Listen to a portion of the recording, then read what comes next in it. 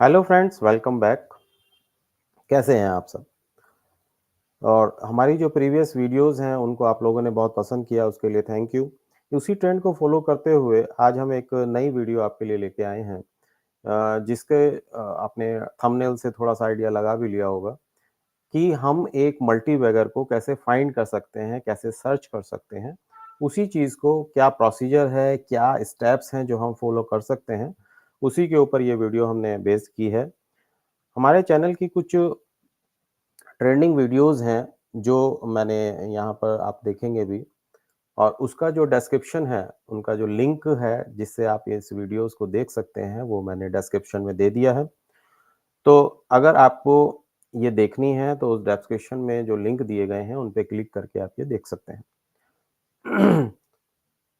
अगर आप एक ट्रेडर हैं, आप एक इन्वेस्टर हैं और हमारे चैनल पर नए हैं, तो प्लीज़ हमारे चैनल को सब्सक्राइब करना ना भूलें, क्योंकि ऐसी ही ट्रेंडिंग वीडियोज़ आपको आपके लिए हम लाते रहेंगे।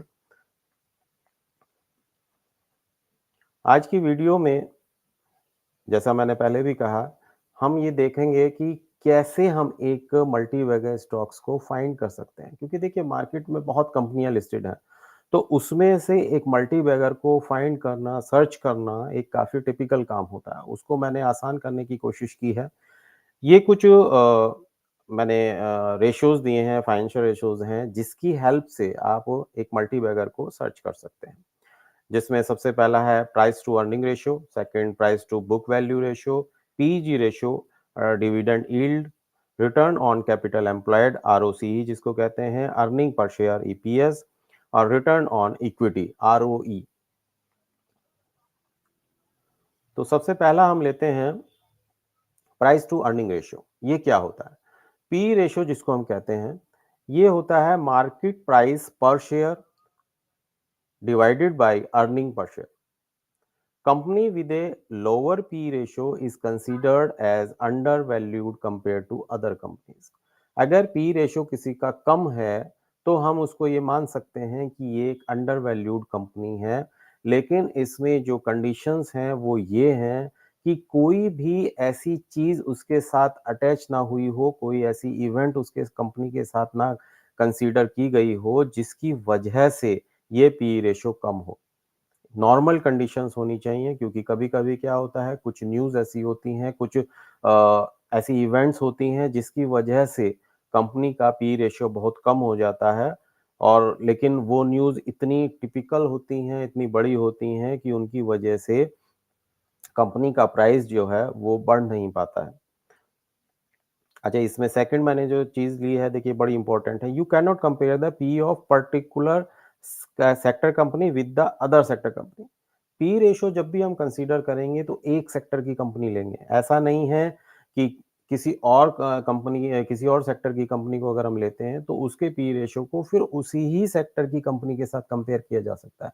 अगर आप 2 सेक्टर की कंपनीज़ को कंपेयर करेंगे तो ये रेशियो काम नहीं करेगा। ठीक है?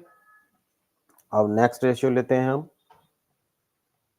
नेक्स्ट हमारा है price to book value ratio, PV ratio इसको कहते हैं। इसकी ये कैसे कैलकुलेट कर सकते हैं? Market price per share divided by book value per share. One can find book value per share by dividing the book value by the number of outstanding shares. जो बुक वैल्यू होगी company की, उसको अगर हम जितने भी outstanding shares हैं, अगर उससे हम डिवाइड कर देंगे तो हमारी जो है ये बुक वैल्यू पर शेयर आ जाएगी। जो इसमें हमने यूज़ किया है बुक वैल्यू पर शेयर, उसको हम ऐसे कैलकुलेट कर सकते हैं। A company with a lower PB ratio is under valued compare to other company with a higher PB ratio. इसमें भी वही चीज़ है कि अगर पीवी रेशियो आपका जितना कम होगा, उतनी वो अंडर वैल्यूड कंपनी कहलाएगी compare to others. PB ratio varies from sector to sector. यहाँ पर भी वही सेम कंडीशन है कि जैसे ही सेक्टर चेंज हो जाएगा, पीवी रेशियो बिल्कुल डिफरेंट हो जाएगा, उसको आप कंपेयर नहीं कर पाएंगे। नेक्स्ट रेशियो है हमारा पीईजी रेशियो। पीईजी रेशियो बहुत इंपॉर्टेंट है। देखिए, अगर आप इस चीज़ को समझ गए ना, तो आपको अगर सिर्फ इसको भी कंसीडर करने की कोशिश करेंगे तो आपको काफ़ी अच्छे शेयर्स मिल सकते हैं। पीईजी रेशियो क्या होता है? P ratio divided by projected annual growth in earnings. A company with PEG ratio less than 1 is good for investment।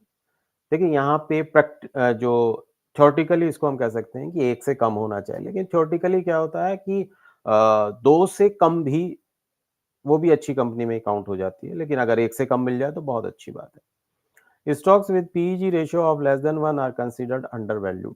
तो 1 से कम जो भी होगी वो अंडर वैल्यूड होगी, लेकिन अगर 2 से, जैसा मैंने पहले भी कहा, अगर 2 से कम भी है तो भी आप उसको कंसीडर कर सकते हैं।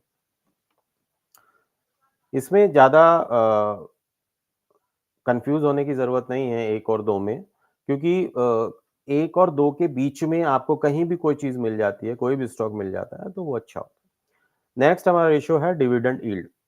डिविडेंड यील्ड कैसे कैलकुलेट कर सकते हैं? Dividend per share divided bye price per share, ये डिविडेंड यील्ड होगा।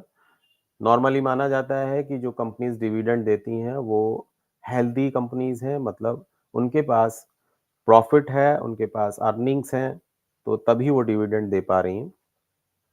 तो अगर डिविडेंड यील्ड किसी कंपनी की अच्छी है, मतलब कि उसको हम एक गुड कंपनी मान सकते हैं as on the basis of revenues and growths. Dividends are the profits that company shares with its shareholders.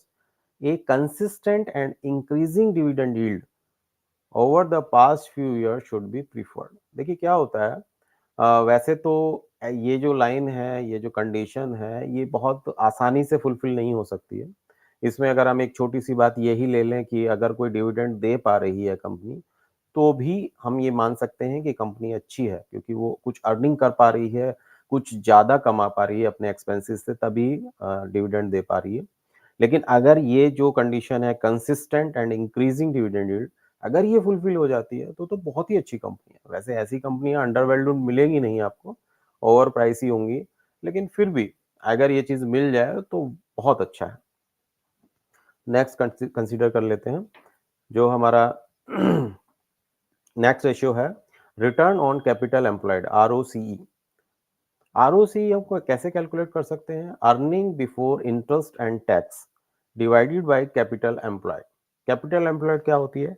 Capital employed is the total number of capital that a company utilise in order to generate profits. मतलब क्या है? Capital employed से मतलब है कि company कोई भी profit generate कर रही है तो उसको करने के लिए उसको कितने कैपिटल की जरूरत है, वो चीज हमारी होगी capital employed. It is desirable to invest in companies with higher ROC. More than 50% is good। देखिए क्या होता है, यहाँ पे हम देख रहे हैं रिटर्न उसकी, तो रिटर्न जितनी ज्यादा होगी उतनी अच्छी कंपनी होगी।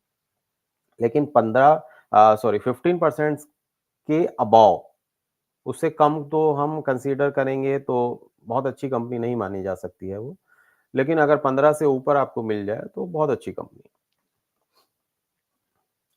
नेक्स्ट हमारा रेशियो है अर्निंग पर शेयर, ईपीएस। ये काफी पॉपुलर भी है। ईपीएस कैसे कैलकुलेट कर सकते हैं? इसमें net income minus dividends on preferred stocks को हम डिवाइड करेंगे एवरेज आउटस्टैंडिंग शेयर से। Companies with increasing EPS from the past couple of years can be considered as a good company. तो ईपीएस अगर इंक्रीज होता, कंटिन्यूसली इंक्रीज हो रहा है कंसिस्टेंसी में, तो आप उसको ये मान सकते हैं कि वो एक अच्छी कंपनी है, मतलब कि उसमें ग्रोथ अच्छी हो रही है।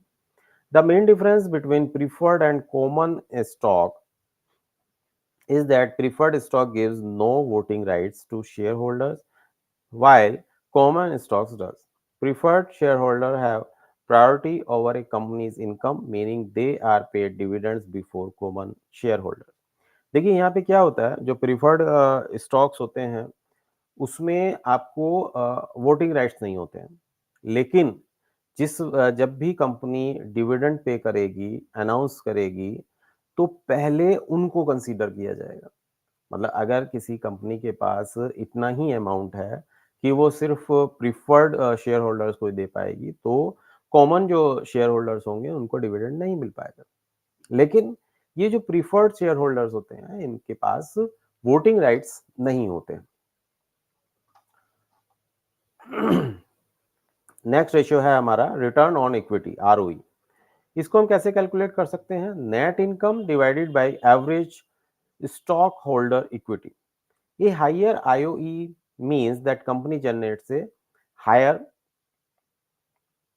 profits, money that shareholders has invested। मतलब क्या है?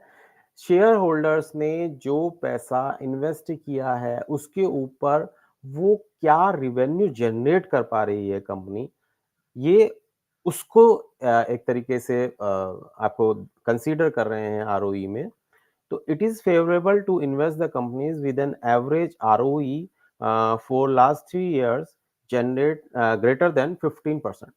यहाँ पे भी हमने उसी चीज को जैसे आरओसीई में लिया था, तो आरओई में भी अगर आपका 15% से ज्यादा है तो हम उसको एक अच्छी कंपनी के रूप में कंसीडर कर सकते हैं। आज की वीडियो में इतना ही। Thank you.